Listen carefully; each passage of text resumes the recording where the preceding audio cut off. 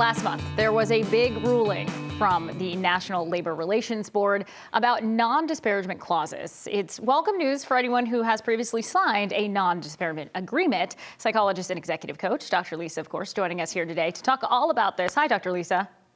Hi, Natalie. Okay, so first, I think for people out there, maybe explain what non-disparagement clause actually is. So a non-disparagement clause is talking badly about your employer, about actual things that actually occurred to anyone, including unions, the media, any third parties. Okay, so that makes sense. Now, what was the ruling that happened last month in regards to this?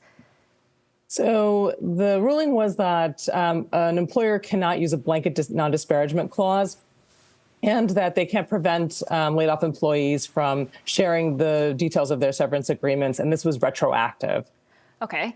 Well, these clauses have become really, really popular over the last few years. Now, why do you think that trend is and how it started? Yeah, I mean, I think there are a lot of different clauses that have become really popular, and they're trying to prevent employees' rights around certain things and to make sure the companies stay in good standing around certain conversations. But also, too, I think it's important to note that it also prevents transparency around severance agreements. So people have fair severance agreements. And so the ruling also allows people to talk about it. So there is equity potentially in the severance agreements. People can actually discuss them.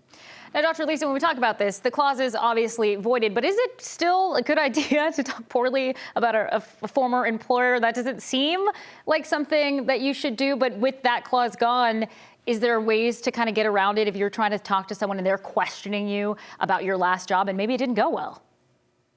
Yeah, I think it's important to recognize professions are very small and word gets around. And so you want to make sure that you understand the implications of sharing negative things about your previous employer, especially because the current employer, the person who potentially is going to hire you, is thinking about, oh, well, you talk badly about me. But I do think you can talk generally about you've been involved in a mass layoff or a RIF.